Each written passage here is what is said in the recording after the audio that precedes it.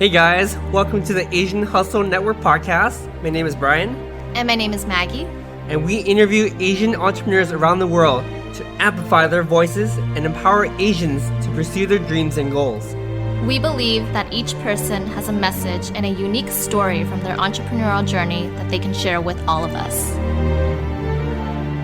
Hi everyone, my name is Maggie Chu, and this is the Asian Hustle Network podcast. My name is Brian. I'm the co-founder of Asian Hustle Network along with Maggie. We're happy to have Andy Nguyen of After's Ice Cream here today joining us on the show. Andy, Yeah, thanks for having me, guys. Happy Thursday today, right? Yeah.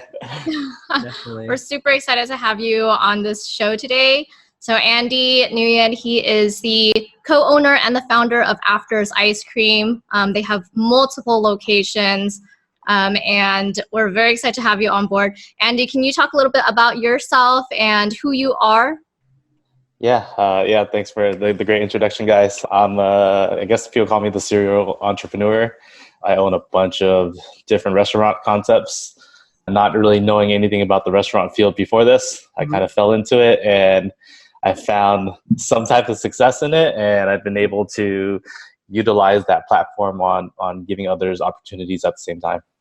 Definitely. I definitely do want to hear more about your humble beginnings, Yeah. because we've been listening to a lot of your other interviews out there. Yeah. Just to hear about your story about you just finding your way, like you being comfortable in your own skin is really inspirational, especially for the people inside Asian Hustle Network and the newer generation are trying to find their way. Because I think for the fact that given the social media outbursts, everyone's kind of like following whatever trend and kind of hiding themselves and not being true to who they are. Like you're the opposite, you're so comfortable with who you are, and that's how you created so many successful brands after who Andy Nguyen is. So can you kind of walk us through your upbringing? Yeah, I was born in Orange County in 1984. My parents came here after the fall of Saigon in 1975. My dad was a pilot, and then my mom, she came here on the boat. I think they started in North Carolina and then went to Minnesota and then Northern California, and then they ended up down in Orange County, landed in Orange County after that. And they made their place in this, Little Saigon, which is the largest Vietnamese community, I believe, outside of Vietnam. Yeah. So growing up in this area, it's a little interesting because, you feel like, if you walk around, I can speak Vietnamese and it's normal. You don't really have to learn English if you're in this area, but also you have a mix of other kids, because when I was growing up, I still had a lot of like Hispanics and white friends, and trying to find that balance. Do I fit in here, or how am I learning this culture, but also, learning from my parents and sticking to the Vietnamese culture at the same time. So you kind of feel like at your home, but you also feel like you're an outsider. And that's the same thing when I visit Vietnam. I feel like, okay, well, this is like my people, but I feel like an outsider. Yeah, that's so true. I think a lot of Asian Americans feel the same way because when they go back home to their motherland, they don't feel like they fit in. But then at the same time, like here in the US, we also feel that way, right? So we're trying to find our identity. Yeah. So. I do feel you on that part because, we're both Vietnamese. And I actually did live in Westminster for 2 years. Really? Right next to Phu Lộc Thọ. Oh, okay. And like you said, you kind of forget that you are in America because everyone there literally speaks Vietnamese. And the food is so cheap, like lunch is like $4 with rice and beef skewer. Oh, yeah. Yeah, I mean, that's really good that you came from that kind of background. But I mean, also living in Westminster for 2 years, I realized that the neighborhood is also a little bit rougher. It's always constantly changing. I mean, it's personally for me, my friends that grew up in the OC tend to be more on, less entrepreneurial, but more focused on like family and everything. But kind of easy to say that they kind of fallen off the path a little bit. And they're more centered towards family, taking care of their family, but not toward entrepreneurial or focus on education. How did you feel the same way when you're growing up in Westminster, and how did you stay so focused? I don't think I was focused early on as a kid. I was trying to fit in as a kid. Like I just wanted to fit in with my friends. I just wanted to fit in with not with just the Asian kids. I wanted to fit in with the white kids. So I tried to skateboard with the white kids. I tried to play basketball with the black kids and with the Asians, and we just all mixed and found our fitting within all the groups. Yeah, it was super confusing. It was like a learning process through it, and I think the more trouble I got into, the more I started realizing like, hey, this is not this is like definitely not who I am. Like, Yeah. I'm falling into these circles, but this is definitely not me. Like, if you hang out with me, I'm like the quiet one. I'm like the shy one out of the group. But then I just keep getting in trouble. I keep getting the worst grades possible. I think once I got kicked out of school, which is like a no in my Asian parents. When was that? I got kicked out of school my freshman year of high school at the end of it. Yeah, so I was applying to go pick up my schedule for my sophomore year, and they're like, they had this letter like, oh, you need to go see the vice principal. And I came there. She was like, oh, you're getting kicked out of school. And I was like, oh, I'm dead. This is over. Yeah. I'm assuming your parents are super traditional, right? Like what were they trying to kind of instill in you? Like what was the reaction when you got kicked out of school? You know, the Vietnamese talk, all the cuss words and disappointment, like the worst things ever. They're just trying to figure out like what's wrong with you? How are you born here and like not doing well? Like, you speak English, but you're failing English. And then your dad is like great at math, but you're like the worst at it. Like these are like the things that they're poking at me at. But they didn't understand what I was going through at the same time. Just like I mentioned earlier, I was trying to fit in, but then my freshman year was filled with like a lot of gangs at my school, and I was getting picked on the entire freshman year. So my mind was like not focused in class. I couldn't dial myself in. And they try to find like a private school that would take me. They try to find tutors, but then no one would accept me, so I had to go to continuation school. And I think in those moments, I started realizing a lot of things like, hey, I can't continue this route. I can't. When you go to continuation school, everyone there, it's either a gangster or they're pregnant or like the things that I don't imagine myself as. Like, hey, I don't fit in this role. I'm not the violent guy. I don't even like this. I shouldn't be here. For sure. So going there, the first week is you only go there once a week to pick your homework up, and the rest of the week you're pretty much, I'm at home the rest of the week. And at home, we didn't have we didn't have cell phones, and we're on the computer and nobody's on AIM, so I can't talk to anybody. Everyone's in class and I'm just at home like bored out of my mind. Like, hey, like it's kind of like right now, like we're in like a house arrest quarantine type of thing, but with nobody there. And I had to like dig deep and like, hey, this is the route I want to continue to go and disappoint my parents, or do I really break out of my shell and show everyone like who I really am, and not worry about what everyone else thinks of me. And so I decided to choose the other route, and I got back into my high school for my junior and senior year. I started performing pretty well in grades, but I think my social aspect is what really changed from being really quiet. I started, I became like the school's best dancer. I became like the school's best dress. They named me the school's best dress. I got in my yearbook, I'm the social butterfly title. So all these like weird things are completely opposite of who I was, and I got a chance to like reinvent myself coming back. But a lot of those attributes are what I applied to where I am now. Now I speak in front of stages and things I would never do before. Like I'm more open. I'm willing to take more risk. I'm not really afraid to try things. And I think that shift from learning about my Asian culture to seeing like American culture, and then like hip hop and basketball and going around those things that really shaped me on breaking out of my shell. I mean, you do bring up a lot of good points. I think everyone has to sort of hit this sort of rock bottom to kind of reflect on who they are. I think it's the people who never hit rock bottom that always ends up wondering, what if I did this? What if I did that?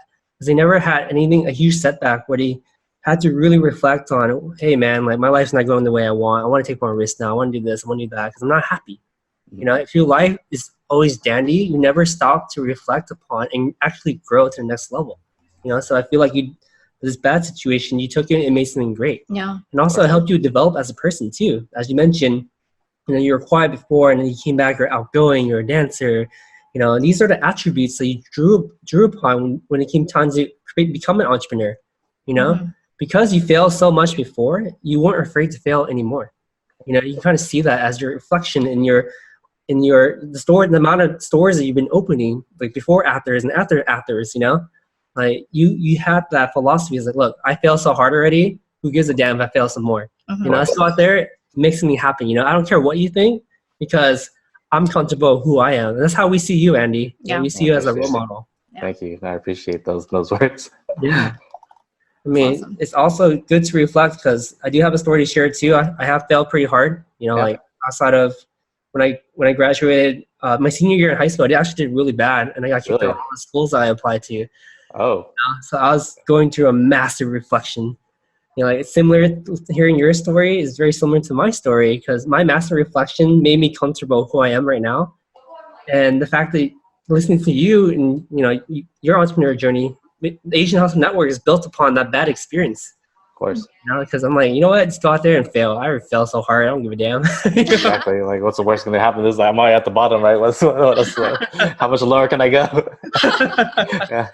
Exactly. Yeah, man. I mean, I definitely do want to hear more about your story when you turned 18. You were entering into real estate, figuring out like what didn't you like, what did you like, and you know, we heard stories. I mean, we heard your speeches before about you transferring over to the streetwear apparel, and then and then food. Like, you want to hear more about that mindset at 18. Like, man, where was I at? You know, like what was I want to what do I want to do? You are a serial entrepreneur. You know, you've been in real estate, appraisal, you know, apparel, food, all of these different industries. But at the same time, like, I also want to take it back and like when you were 18, even before you were in real estate, did you have the intention to go into real estate, and like were you planning on like applying to jobs and going to the corporate world, and what was that experience like, or did you just kind of full-fledged go into real estate? I did community. I took community college because that, you know, that's where I was supposed to go. You're supposed to go to college and you graduate. You know, I did not know what the word entrepreneurial, like that was not a term in my head.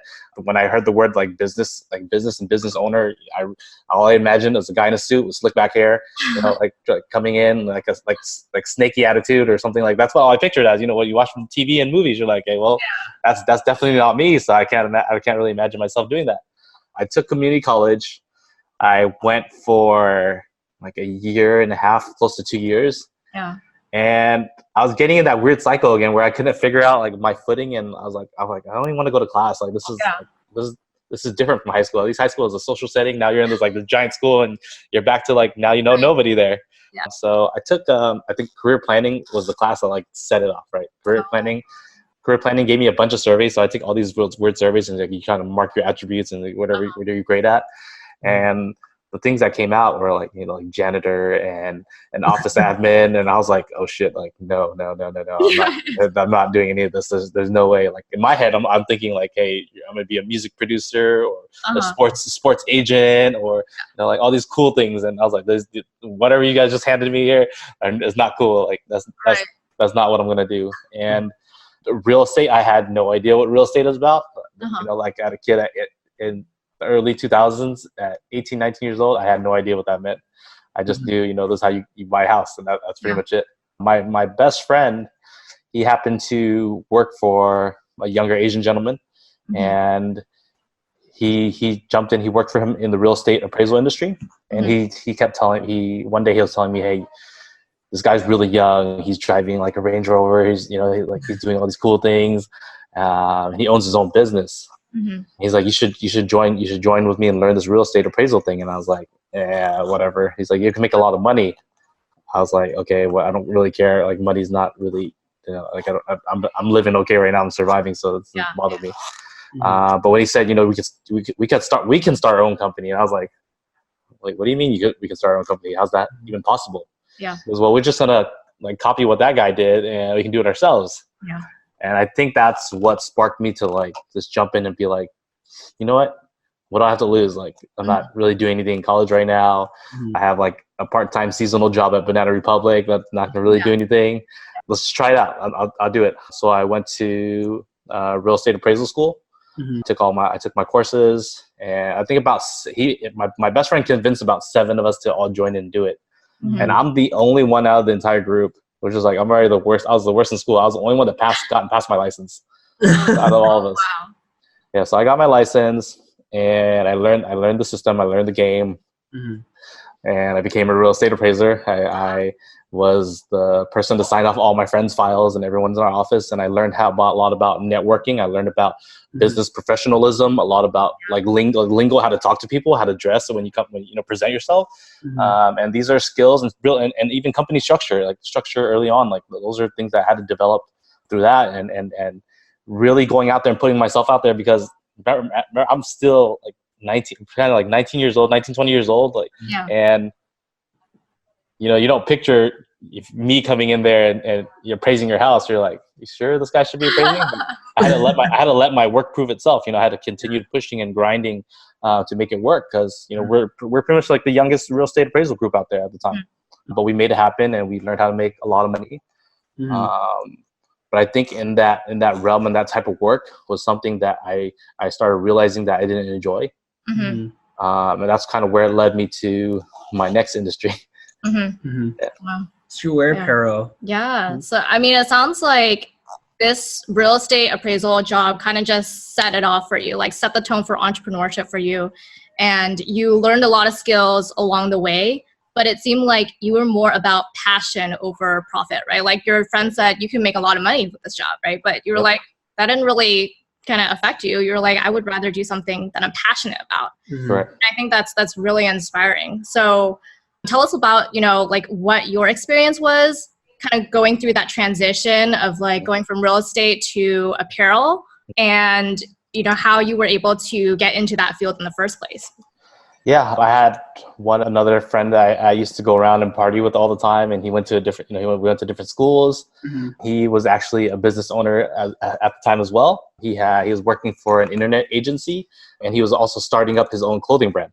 He started up this brand called Accentuate, and he hit me up one day. He's like, "Hey, I really need you to be a model in my lookbook." Oh, and I was like, that's the way model? I was like, model? I'm not a model. There's no way I'm gonna do it. He goes, I'll give you a bunch of free clothes. I was like, oh shit, free clothes. I'm down. Like, where do I meet you at? Let's go. Let me know what time. I'm there. I did the photo shoot. Super embarrassing, super uncomfortable. But we built a bond through that. And he was looking for an office space, and he kept talking to me like, hey, how about we just? I can't. He said, I can't afford one. And you guys are making a lot of money, but you're working out of your parents' house and in the garage.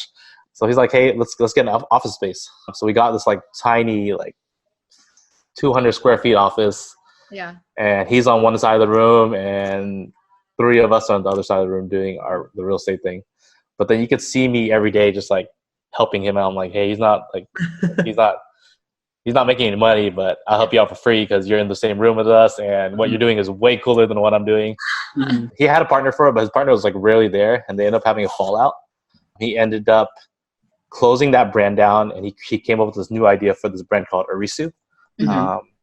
And when he created Arisu, I asked him, I was like, hey, I have some money. Can I invest some of my money into your brand? I want to be a partner. And he told me no. He said, I don't think you're ready for it. He's like, I have someone else interested. I'm probably going to go that route. And I was so upset and fired up. I was like, you know what? I got this idea. So I went back to my best friend, and I told him, I was like, you know what? This real estate thing it's cool, but I don't see myself doing it forever. Let's go start our own clothing brand. We're going to go take these guys out. So it's like my mindset, like I'm ready for war. I'm going to take these guys out right now. So I started developing this idea of creating my own clothing brand, but I stuck with Arisu for a while. So I helped them in the beginning as like. Did they know that you were? I think I told them a few months into it. Okay. And they started getting really weird along. Like not my friend that started, he was okay with it, but I think the other guys on the team were really getting upset. Oh wow! And by the time I was like, I'm getting ready to leave, I'm gonna go start my own thing. There definitely a lot of roadblocks ahead with me and that brand going along the way. So I started drawing up ideas. I started putting together a team. Started bringing people down, like designers, sales reps, and I learned the game from pretty much I learned what I learned from helping my friend from Arisu. But then starting up my brand, I thought I knew what I was doing, but I was like, dude, there's so much more that I didn't know. And this is going to be a lot trickier than I thought.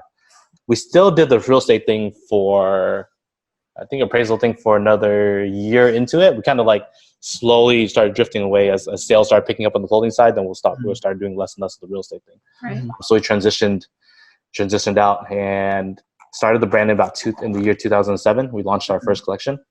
Okay. And I think 2008 was when things started picking up a lot more steam from there.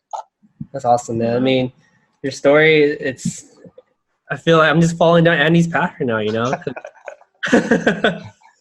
Because I know I lived in Westminster for a couple years, and I got into real estate too. Yeah. And I got into real estate completely by accident. I never intended to be.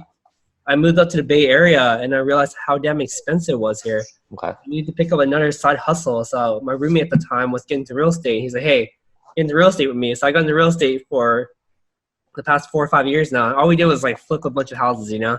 Okay. We're making like, I don't want to curse. Ton of money, a shitload of money for sure. We made a lot of mistakes because 2015, 2016, and even 2017, whatever you bought, you made money on because the market was so strong. You know?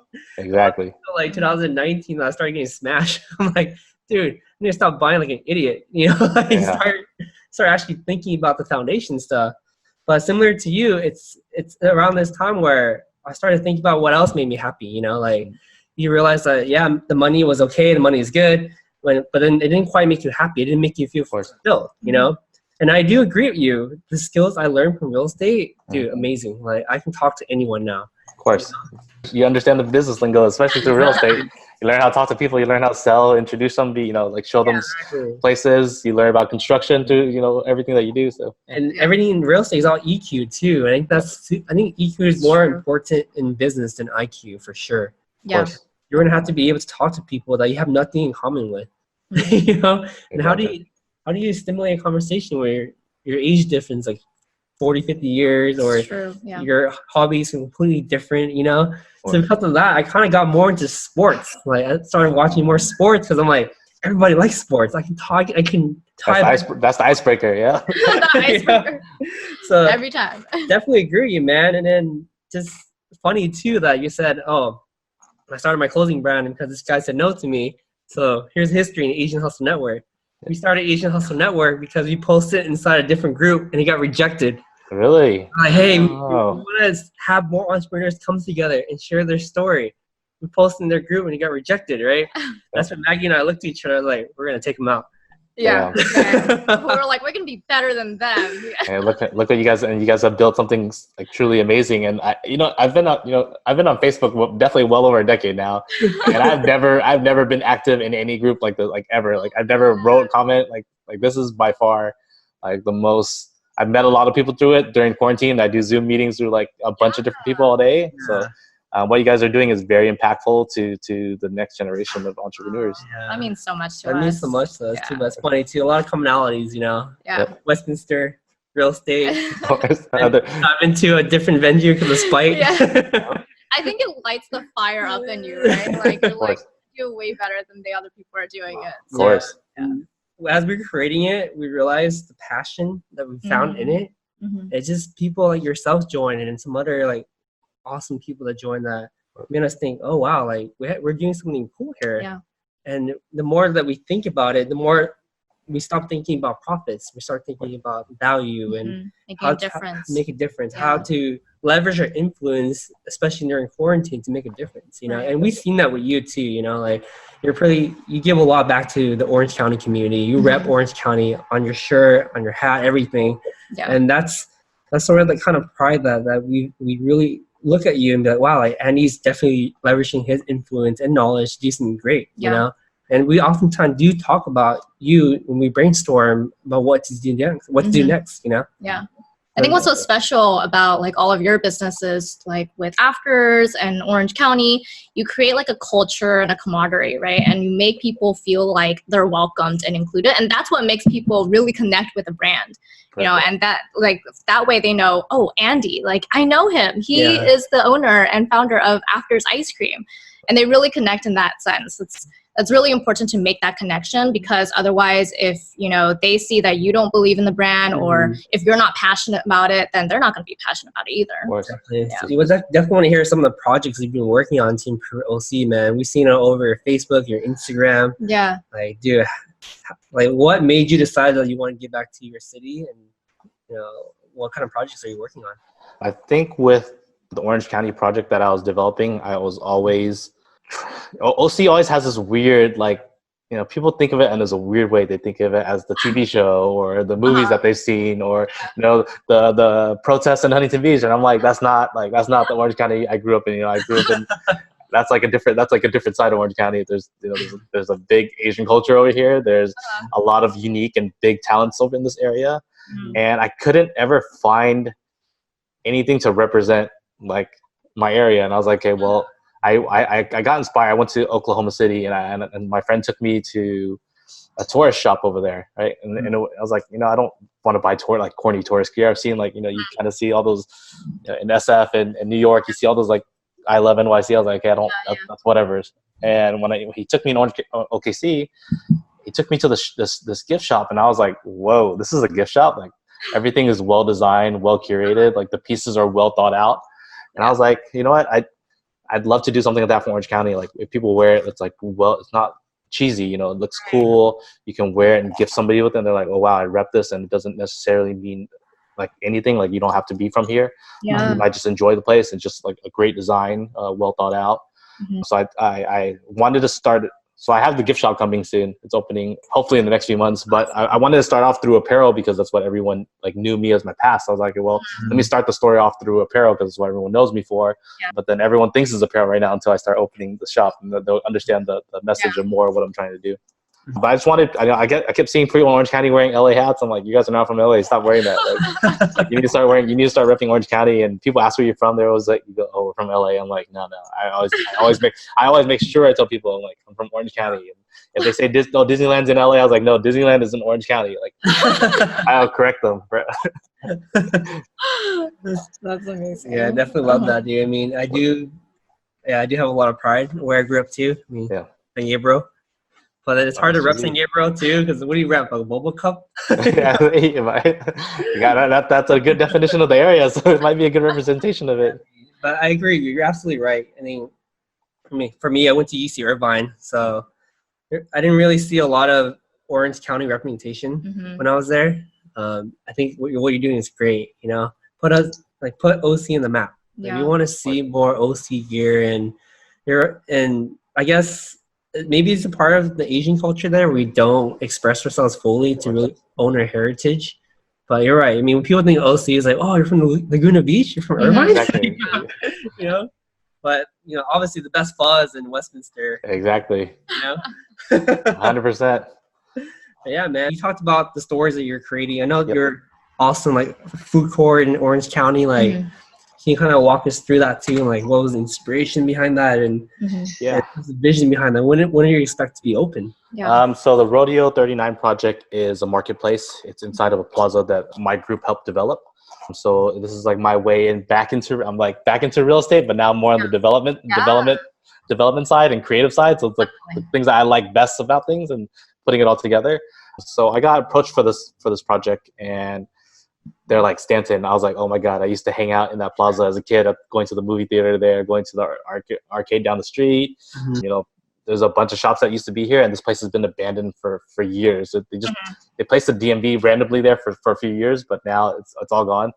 And when they got me for the project, I told them, I was like, hey, you need to bring we need to bring something different to the area. We need to, how do we show that Orange County is super progressive? How are we thinking forward? How are we bringing the community together at the same time? So we worked on this concept of not just food. Everyone knows me for food, so food is like expected, right, in my portfolio. And I was like, I don't want to be known for just food. I believe that I have more skills than that, and from shifting industries, like, guys, like, don't put me in that bubble of being just a food guy. Like I have a lot more skills. So with Rodeo 39, I want to bring together experiences. I want to bring together people enjoying being around each other, like enjoying the present moment. I wanted to apply, like, we have the Orange County gift shop in there. We have a tattoo shop that's like glass, like in the middle of the place where you can sit and eat and you can watch people get tattoos. We have, like an awesome flower shop. We have, like a cool bakery. We have performances and like, local artists that are doing painting and just trying to bring a lot of these experiences get together and getting people out and just not be stuck and known for food, because I think retail can still thrive, and that's also my thing, because everyone says that retail is dead term that you keep hearing, and I always tell people, like, you only say that because you're so dated and you don't understand what's going on. You're not paying attention to these new experiences that people are looking for now. This new generation, we expect more. We're a smarter consumer now. Right. So instead of just forcing product down our throat, let's just bring you an experience and get you to fall in love with what we do, and then they'll stay on after that. Yeah, I love that. I love how you are incorporating like your previous experiences, like with real estate, your skill set in that area, right? And then putting that into Rodeo 39, and then you're also incorporating Orange County vibes into the food hall. Andy's a master of pivoting. Yeah. It comes to show that for everyone listening out there, you're not pigeonholed to any industry. You can always reinvent yourself and redefine yourself at any point in your life. Definitely. And I know, like, for Rodeo 39, you were already starting to plan it even before COVID had happened. Can you talk about, what that experience was, like if there were any setbacks? I know right now you guys are well on your way to opening Rodeo 39 pretty soon, but what kind of like struggles and setbacks did you face during COVID-19 for that food hall? Once we heard the announcement of the lockdown and large gatherings being a bad thing, we're like, we're like, okay, our whole idea just got shot to hell. Like we're totally screwed now, right? Like this place was made for large gatherings and being closer than 6 feet, from each other. And we're like, you know what? Like this is really bad. And it's not like overnight we figured it out. It took us like a few weeks to pay attention to what's going on with the news because you don't know what's going on. Is it getting worse? What's going on? I think we're like, we have to figure something out. We have to pivot along with what's going on because this is the new norm. It's things are going to happen and this is out of control, but we can't stop the project. So let's work on delivery services, work on like contactless experiences. Let's try to figure out a lot of different things. And I think right now we are implementing a lot of ideas that we've seen. And we're in quarantine week. We're going to week 11 next week, but it wasn't like overnight. Like I think the first 2-3 weeks was just like adjusting and trying to figure out what's going on. Like, and do we go to see construction? Cause I didn't visit the site until maybe week 8 or 9. Like I haven't been there in a while. And I came there and they're still doing construction. I got there and I was like, wow, like this can still happen. And we still have a chance to do it right. And let's just be smart about it. Let's not rush to open. Let's just make sure we do it right and make sure people are safe. And when it does open, and people are going to crave experiences again, and people are going to crave going out. You can see it right now. Like people are tired of staying home. For sure. Yeah. I agree with that one. I mean, we have quarantine fatigue right now too.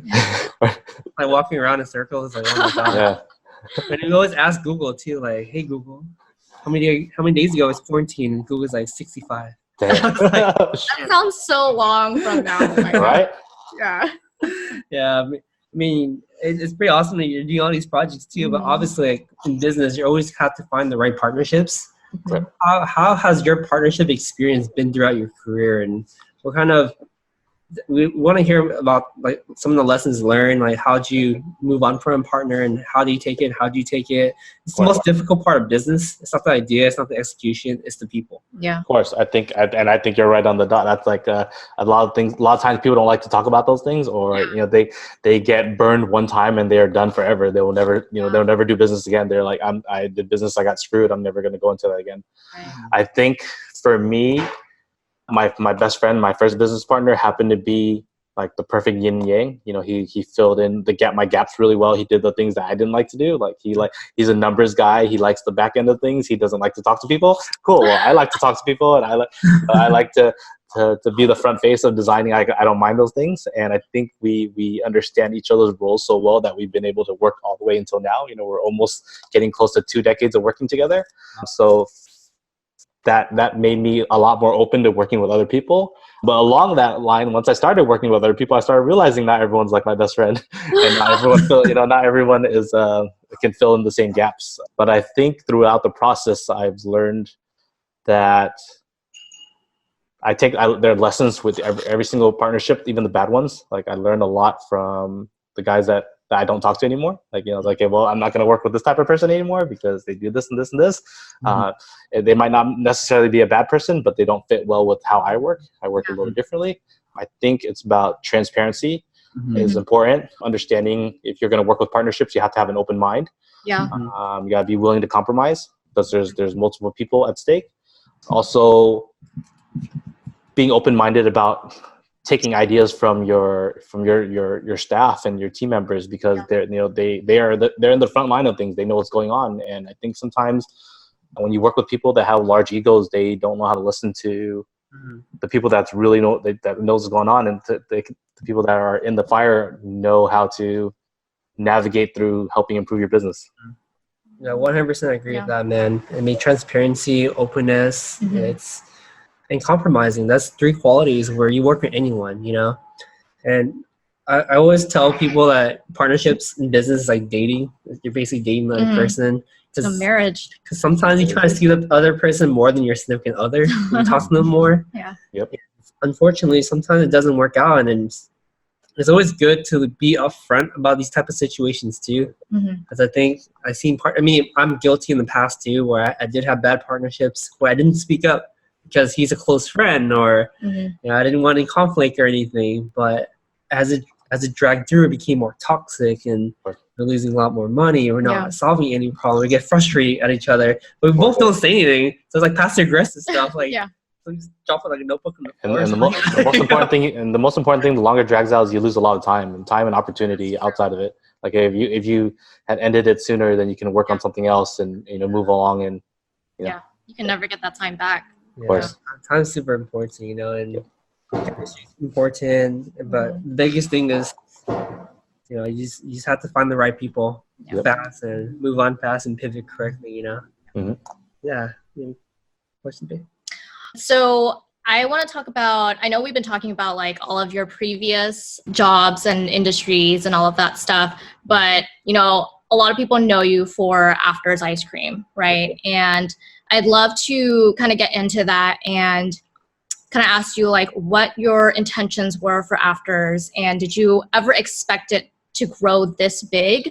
You know, I've heard you talk a lot about it before. You know, you were giving a speech out at our AHN LA event back in February. But just for our listeners to know, like, you know, what that journey was like. And like, I know you guys like got a long line in like the first couple of days that you guys had opened Afters.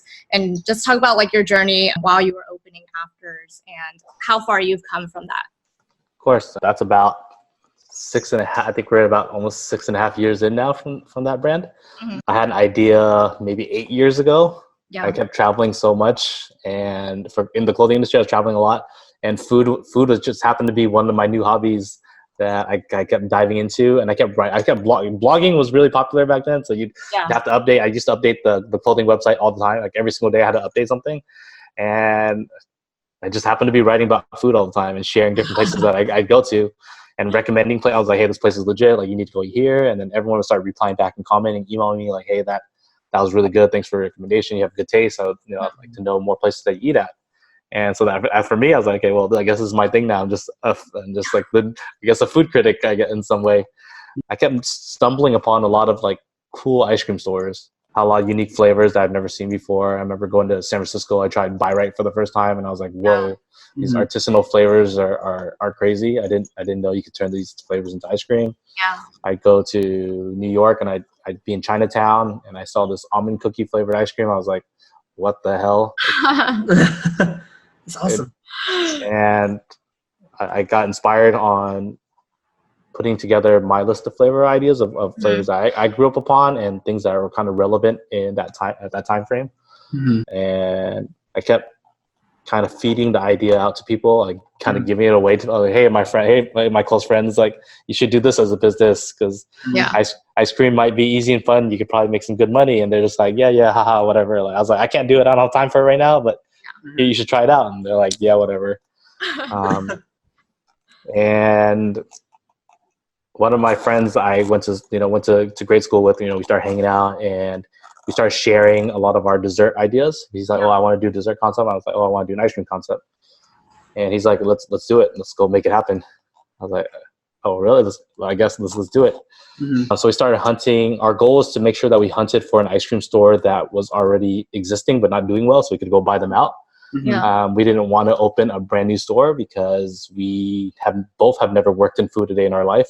And if you open a restaurant, you already know it takes the time frame of opening a restaurant and building everything out takes forever. And we're like, let's just take something that exists, do like paint it a little bit, little paint job, and we're ready to go.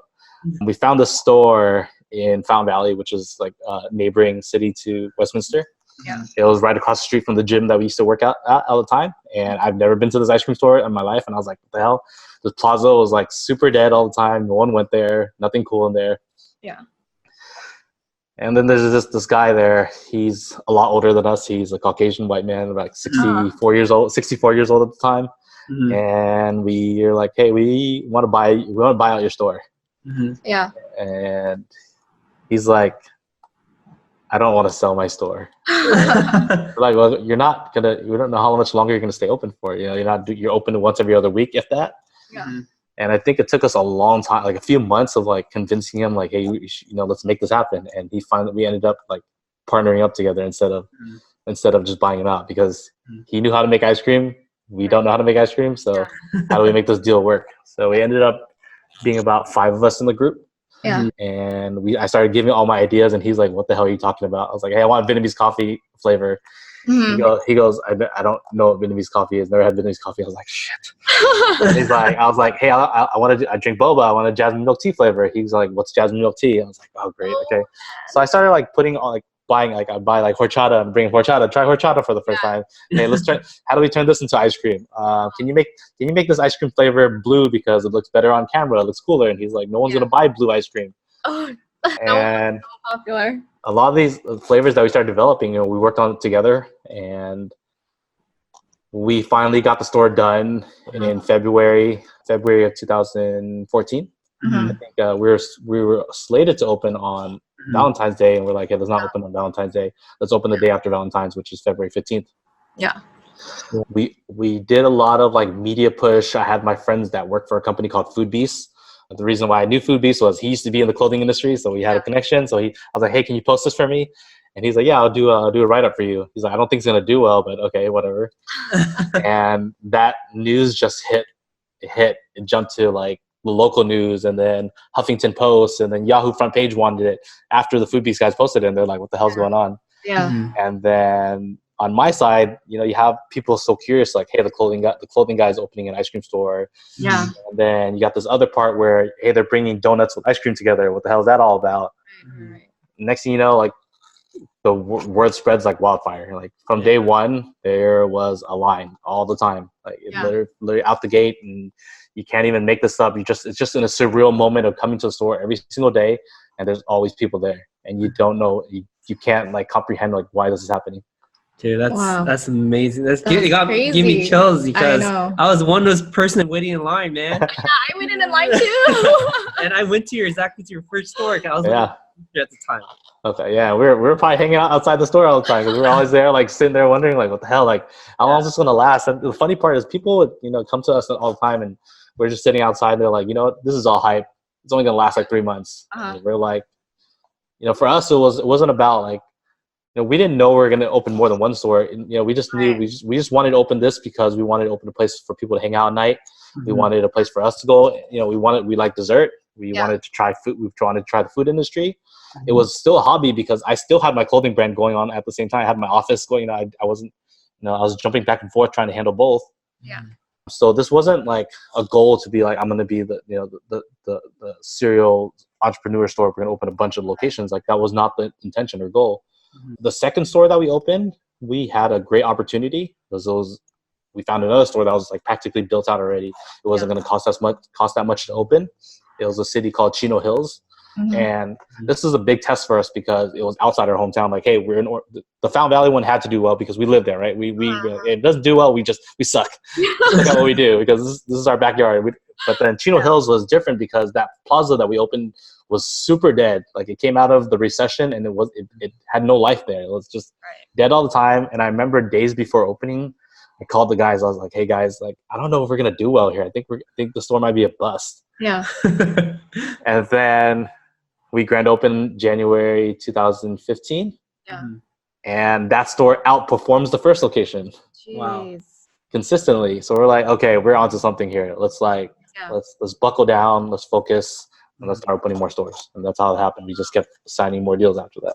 Wow. I think it's like, especially because you guys are so unique, like no one has ever seen anything that you guys put out before, and like incorporating donuts, doing blue ice cream. And when people think about ice cream, like back then, people would just go to like Cold Stone, right? Yep. But that's like very generic. Like no one likes Cold Stone nowadays, Of course. And the crazy thing about the blue ice cream was that our partner he would lie to me and not put the blue in the Cookie Monster for the whole first week. And I was like, you need to put the blue in there. And he's like, fine. He's like, I've been trying to avoid it. I'm not gonna do it.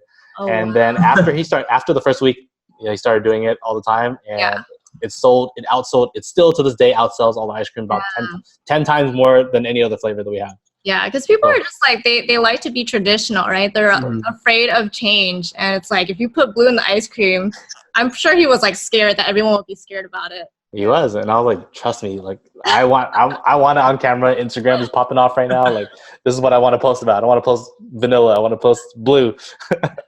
Also, you guys came at a good time too. If I remember correctly, in 2015, it was super hot.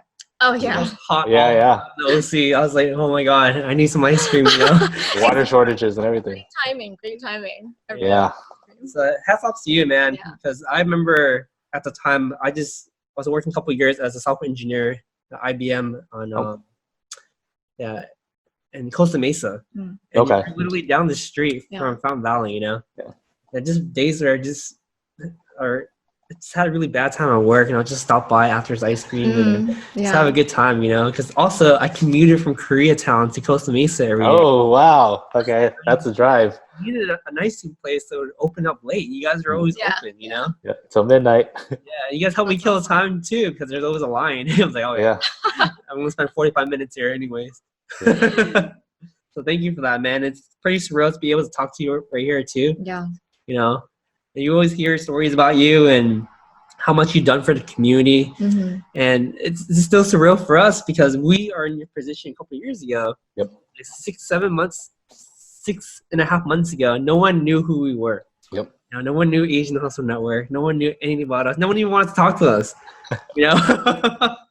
We're nobodies. And 7 months later, it's like, oh, dude, we got to talk to Andy, got to hear about his story, have him on the podcast, you know, and find a lot of, hopefully, like, other people find a lot of inspiration, but we find a lot of inspiration from the story, and it gives us the motivation that we need to kind of help push forward and relay these messages, because, you know, we can really, prior to Asian Hustle Network, it was kind of hard to find the correct resources and stories to unite a community, you know. I think it's great that you're uniting the OC community, but for us, we couldn't really find like the Asian community where we stuck together. There was a Vietnamese one, Chinese one, Japanese one, Korean one.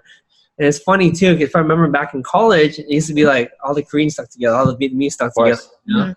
And now we're all friends, dude. And when I see last names intertwine and do business together on Asian Hustle Network, I'm like, of course, together, guys. We're owning our heritage. It's really cool to see because, you know, even like for me, like I'm talking to like Asian people that are successful in like Australia. You know, you guys have an Australia group, and I have people there, and I have people over there that we message back all the time. Like we talk to each other about ideas and what we're working on, and it's super cool. You're like, okay, well now if I ever go to Australia, and I have friends in Australia, and then like, it makes it a lot cooler. And it was through this community that you guys developed that's super influential, and it has a lot of big players in there. You know, you see a lot of people like, oh, that guy does that. Like, oh crap, let me hit him up. Let me introduce myself. And and a lot of times people are scared to like introduce themselves or say, you know, they're scared of somebody saying no or not responding back. But you know, this what you guys created made it, you know, super crazy for us to all. Even when you guys did the AHN event in Rancho Cucamonga, I was like, are you sure, Calvin, you want to do it in Rancho Cucamonga?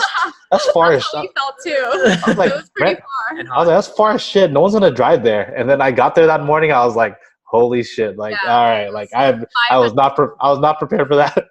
No, but you did so well though, and I just love like hearing your story because you know you come from like humble beginnings, and you talk about like how you were doing in school, and we have a lot of people at AHN who talk about that too. Like, I feel like I don't do well in school, or like we have ex-convicts who have like a really rough background, but it really doesn't matter where you come from. You know, like if you just put in the work, like you have, like you can do it. And I just really appreciate you like putting yourself out there and sharing your story, especially at our AHN LA event. And that's the wonderful thing about business, right? It doesn't matter you went to Harvard, Stanford, didn't go. Doesn't matter.